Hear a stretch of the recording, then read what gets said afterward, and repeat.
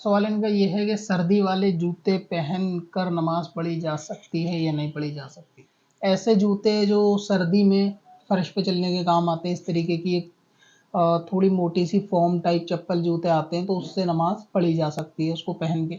شرط یہ ہے جوتے یا چپل پہن کے پڑھنے میں نماز کے وہ پاک ہونی چاہیے، اور مرد کے لیے وہ اتنی فولڈیبل ہونی چاہیے کہ آدمی کا انگوٹھا جو ہے وہ اس کے رکاوٹ نہ پڑے سجدہ کرتے ہوئے۔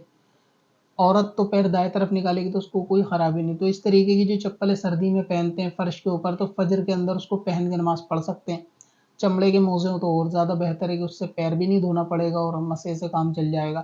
باقی ایسے جوتے چپل جو سردی میں ہو یا نان سردی میں ہو پہن کے نماز پڑھی جا سکتی ہے، جبکہ پیر مڑنے کا اطمینان ہو اور پاکی ناپاکی اس کے تلوے پہ نہ لگی ہو، اس بات کا خیال رکھا جانا چاہیے۔ اب اپنی ضرورت کے لیے آسان وظیفہ تلاش کرنا ہوا اور بھی آسان۔ وزٹ کریں wazifa.sbswarsi.com پر اور اپنی دین و دنیا کی بھلائی کے لیے پائیں ڈھیروں آسان وظیفے۔